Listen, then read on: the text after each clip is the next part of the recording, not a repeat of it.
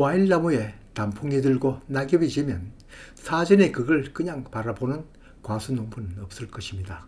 수확 후 잎이 싱싱할 때 가을 비료 주고 기다릴 겁니다. 이때 주는 비료를 흔히들 감사 비료라고 하는데 저는 꼭 저장 양분을 위한 가을 비료라고 다소 길게 부릅니다. 한해 과일 농사의 수고한 마음으로 주긴 하지만 목적에 맞게 이름을 붙여야 초보 농부도 알 수 있기 때문입니다.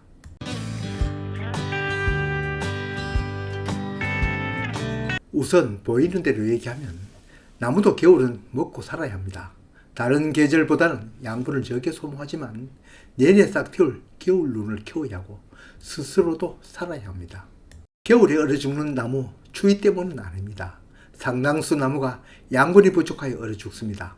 설록 살았더라도 봄이 되면 상당한 데미지를 입는 경우를 볼 수 있습니다.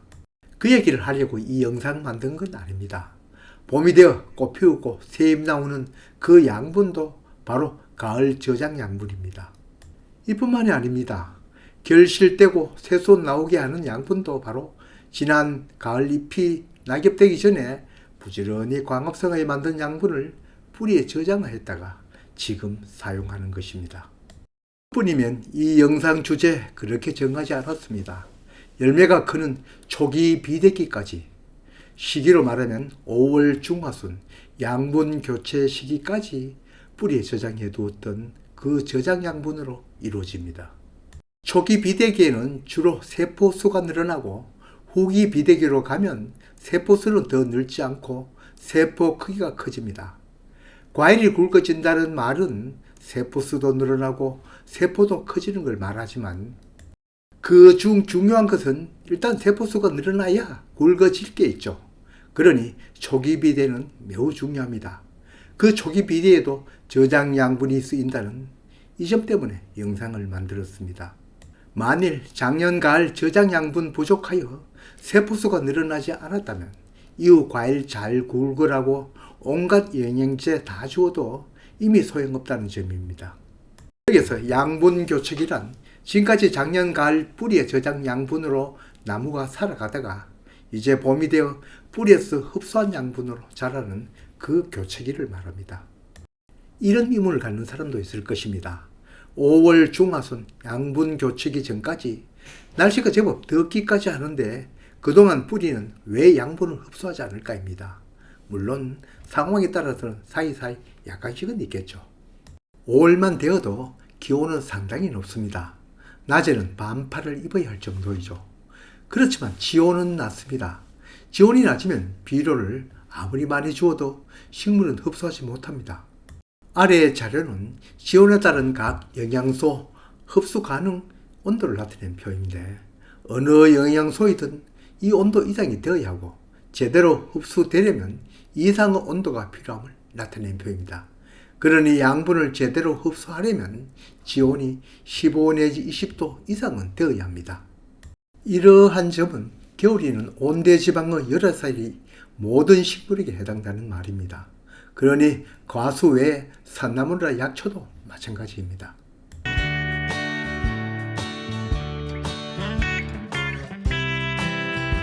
한마디로 가을에 주는 건 당연한데 구체적으로는 9월 하순에서 낙엽 지기 전까지를 할 수 있습니다. 그때는 어떤 과수는 과일을 수확하였지만 아직 남아있는 나무에는 수확 후 줍니다. 여기는 9월 하순이라 하였지만 이 가을 저장성 비료로 다시 새순이 나면 이건 안 주니만 못합니다. 일기를 보아서 새순이 다시 돋지 않는 걸 생각하여 주어야 합니다. 잎이 떨어지면 주어도 소용없습니다. 잎이 없으면 광합성도 못하고 나무도 양분을 그렇게 흡수할 필요가 없으니 꼭 잎이 있을 때 주어야 합니다. 과수 중에서 사과나 감, 모가 등은 늦게까지 과일이 달려있는 경우가 많습니다. 이런 나무들은 가을 비료 주고 흡수하여 저장하는 시기가 빠듯합니다. 이런 경우는 연면 시비를 하기도 합니다. 이때 농도는 마지막이니 진하게 한 100배 정도로 칩니다. 산이나 들판에는 야생나무들은 가을 비료 안 주어도 겨울 나고 봄에 꽃 피우고 새싹 나던데 맞습니다. 가을 비료 안 주어도 나무는 살아갑니다. 그렇지만 야생식물은 과수처럼 큰 열매를 키우지 않습니다. 과수에도 가을비로 생략하면 과수가 충분히 가을에 양분을 생산하여 뿌리에 저장해 두지 못하였다면 야생식물의 열매처럼 작아질 수 있습니다. 또한 야생식물도 어떠한 경우로 가을 오기 전에 잎이 다 떨어지면 겨울 나기 힘들고 살아남아도 봄에 우량한 꽃 피우지 못합니다.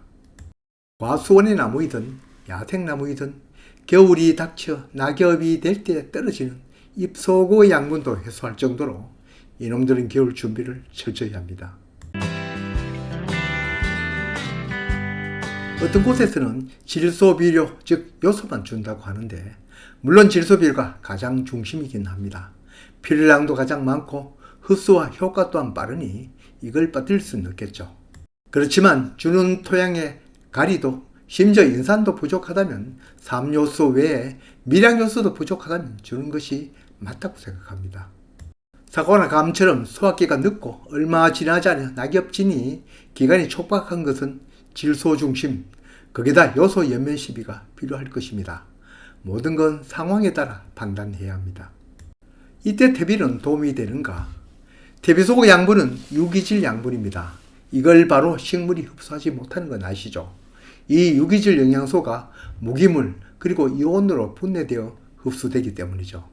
다만 퇴비 속의 미생물이 이러한 과정에 도움을 주니 가을비로 주고 흡수하는 기간이 긴 곳에서는 효과가 분명히 있겠죠. 모든 것은 상황에 따라 판단해야 하는 것이고 그 판단은 과학적 원리에 따라 해야 하는 것입니다. 농사는 종합과학입니다. 남이 이렇게 하면 좋다, 저렇게 하면 좋다, 백날 따라 해봤자 아무 소용없습니다. 내가 공부하여 그 과학적 원리를 알고 내 농사에 적용하는 것입니다. 그럼 겨울 오기 전 늦가을에 퇴비와 복합비를 주는 건 뭔가? 이건 이름도 다르고 목적도 다릅니다. 이때 주는 비료를 밑비료 또는 밑거름이라고 합니다. 1년생 작물은 봄에 밥 만들 때 이렇게 하는 것이고 이게 작물 재배의 시작인 것처럼 과수의 시작인 밑거름은 이때 시작입니다. 그럼 이때 주는 비료는 언제 쓰이는가? 앞에서 얘기할 때 저장 양분이 끝나고 보통 5월 중하순 양분 교체기를 얘기했습니다. 바로 양분 교체기 이후에 본격적으로 쓰입니다. 어떤 농가에서는 겨울 지나 이른 봄에 밑비료를 주는 경우도 있습니다만 적기는 겨울 오기 전이고 그때 못하였다면 이른 봄에 주어야 합니다. 마지막으로 드릴 얘기는 곧 단풍 들고 낙엽질 시기에 아직까지 가을비료 주지 못하였다면 이렇게 하십시오. 어느 지역이나 농기센터에 미생물 분양합니다. 광합성균을 비롯한 미생물 분양받아 물비리개나 농약 분무통에 물에 녹는 복합비료를 녹일 만치 녹이고 여기에 미생물 타서 관조를 하는 것이 좋습니다. 알갱이 비료 치기보다 녹여서 관조하면 그만큼 빠르고 거기다 미생물을 함께 주면 이 미생물 양분 분해에도 도움이 되며 또한 광합성균은 과수의 광합성에도 도움을 주기 때문입니다.